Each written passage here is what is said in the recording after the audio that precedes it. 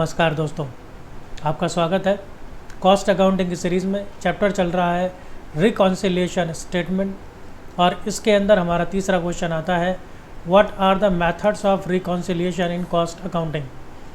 ये भी एक इम्पॉर्टेंट क्वेश्चन है, क्यों? प्रैक्टिकल के पॉइंट ऑफ व्यू से। इस क्वेश्चन को आप समझेंगे तो आप प्रैक्टिकल आसानी से कर पाएंगे, अदरवाइज़ तो आप काफ़ी दिक्कत में आ जाएंगे कि ट्रीटमेंट कैसे हो रही है, क्यों हो रही है।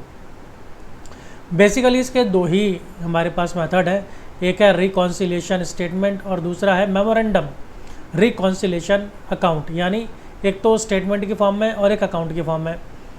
तो देख लेते हैं कि क्या है, कैसे करना है। Reconciliation statement is statement which exhibits, मतलब दिखाती है the items to be added और subtracted to bring the balance profit loss of cost books in agreement with the profit loss as disclosed in financial books। मतलब ये items को add करती है और लेस करती है किसी एक के प्रॉफिट या लॉस में, ताकि दूसरे के प्रॉफिट या लॉस पर पहुंच पाए। जो एक और दूसरा बोल रहा हूँ वो बोल रहा हूँ कॉस्ट अकाउंटिंग डिपार्टमेंट और financial accounting department. So the purpose of preparing reconciliation statement is to reconcile the profit or loss as per cost accounts। जैसे हम शुरू करते हैं अगर कॉस्ट अकाउंट से, तो कॉस्ट अकाउंट के प्रॉफिट को लेकर हम उसको रिकंसाइल करेंगे किसके साथ, यानी मिलान करेंगे विद द प्रॉफिट और loss as per financial accounting. उसका मिलान करेंगे जो फाइनेंशियल वालों का प्रॉफिट या लॉस होगा, as ascertaining and adjusting all causes of differences between two. और इन दोनों प्रॉफिट के बीच में हम एडजस्टमेंट करेंगे उन सारे रीजंस की जिसकी वजह से इन दोनों प्रॉफिट्स के बीच में डिफरेंस आया है। इसको फॉर्मेट वाइज देखेंगे तो तुरंत क्लियर हो जाएगा। परफॉर्मा आपके सामने रिकॉन्सिलिएशन स्टेटमेंट का, और यहाँ पर हम ये मानकर चल रहे हैं कि कॉस्ट अकाउंट के प्रॉफिट से ही क्वेश्चन शुरू कर रहे हैं। देखिए, when profits as per cost account is taken as starting point और बेस फिगर। हम कॉस्ट अकाउंट के जो प्रॉफिट है उसी को हम बेस लेके चल रहे हैं। देखिए क्वेश्चन में क्या होगा, क्वेश्चन में होगा कि आपको कॉस्ट वाले का प्रॉफिट दिया है, फिर तो आपके लिए मजबूरी हो गई कि आप इसी से स्टार्ट करेंगे, इसके अंदर एडजस्टमेंट करेंगे और फिर आप पहुंच जाएंगे फाइनेंशियल वालों के प्रॉफिट पर।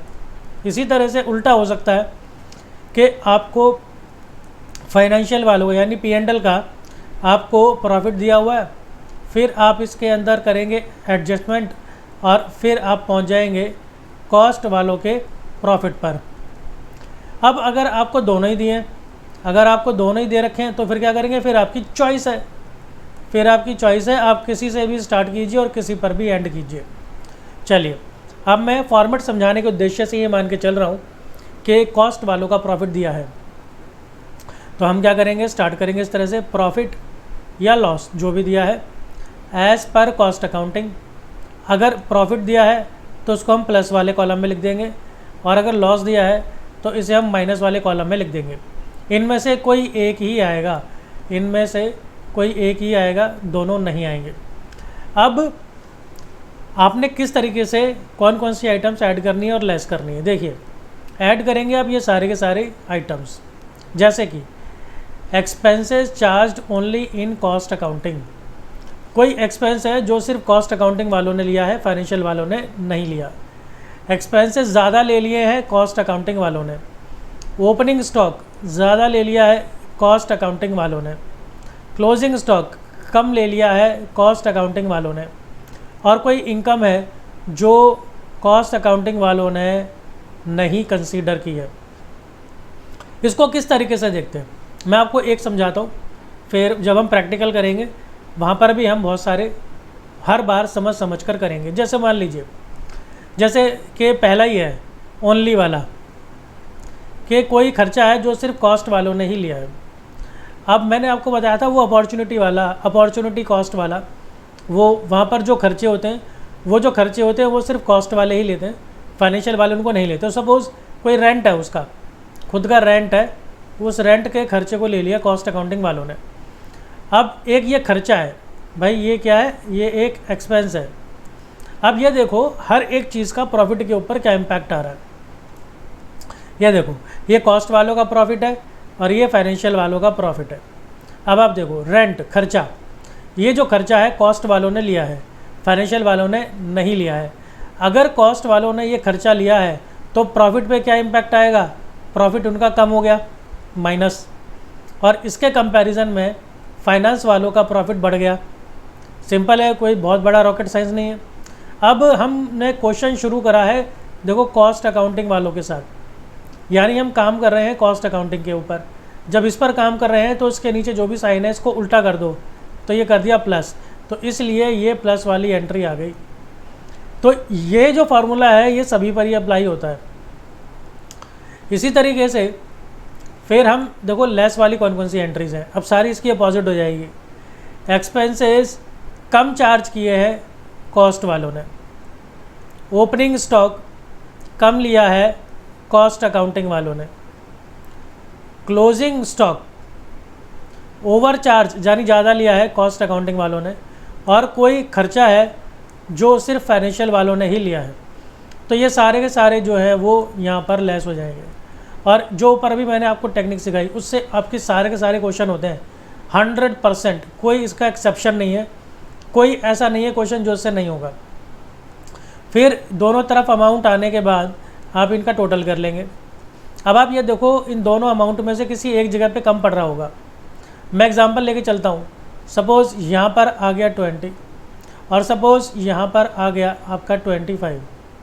अब कम कहाँ पे पड़ रहा है, कम यहाँ पे पड़ रहा है 20 के नीचे, तो आप ये लिख दो 5, तो वो बैलेंस फिर आपका ये वाला आ जाएगा, ये वाला आ गया। और फिर इसके बाद आप क्या कर दो, इसका टोटल कर दो 25 और 25। इस तरीके से आपने ये करना होता है।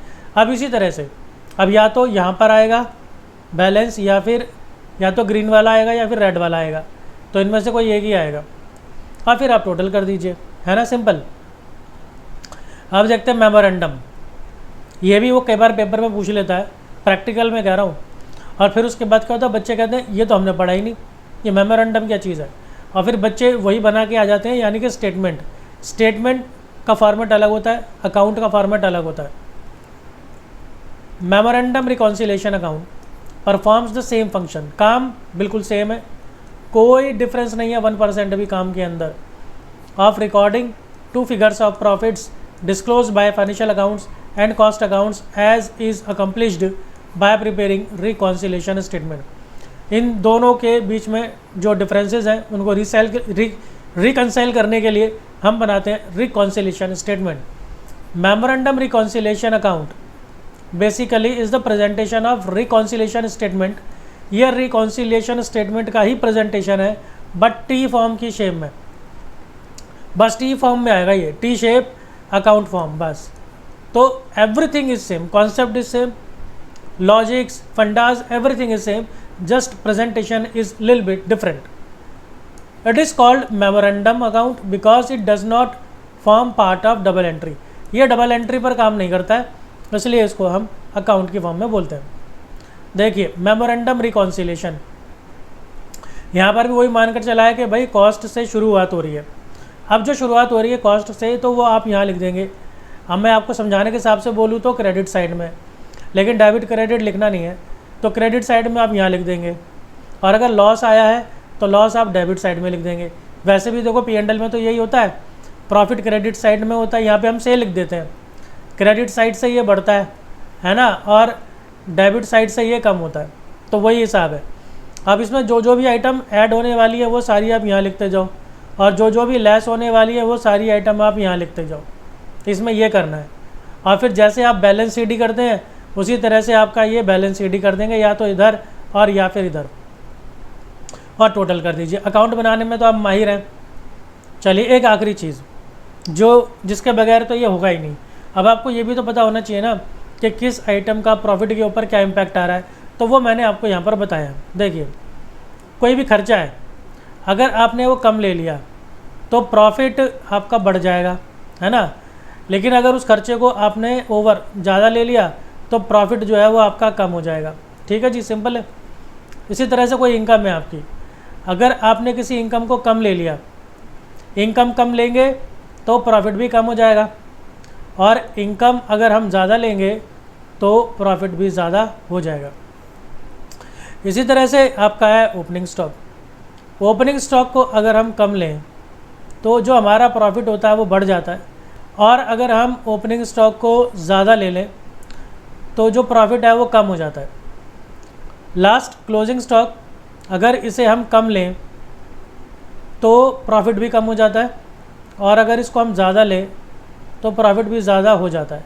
तो इसमें हमें क्या देखने को मिल रहा है? इसमें ये देखने को मिल रहा है कि जो क्लोजिंग स्टॉक है, क्लोजिंग स्टॉक और इनकम, इन दोनों के केस में हमें क्या देखने को मिल रहा है? Positive relation. इसके अंदर हमें पॉजिटिव रिलेशन देखने को मिलता है, यानी ज़्यादा तो ज़्यादा, कम तो कम। और लेकिन इसके अलावा जो एक्सपेंसेस हैं और ओपनिंग स्टॉक है, इनके अंदर हमें नेगेटिव रिलेशन देखने को मिलता है। तो इस तरीके से आप चीज़ों को याद कर सकते हैं, और इन 4 चीज़ों में ही आपके सारी की सारी एंट्रीज आ जाती हैं। उम्मीद करता हूँ आपको काफ़ी समझ में आया होगा। इसी को ध्यान से आप बार बार देखिए, और इसी के आधार पर आपने प्रैक्टिकल क्वेश्चन भी करने हैं। देखते रहिए, पढ़ते रहिए। मिलता हूँ आपसे अगली वीडियो में। धन्यवाद।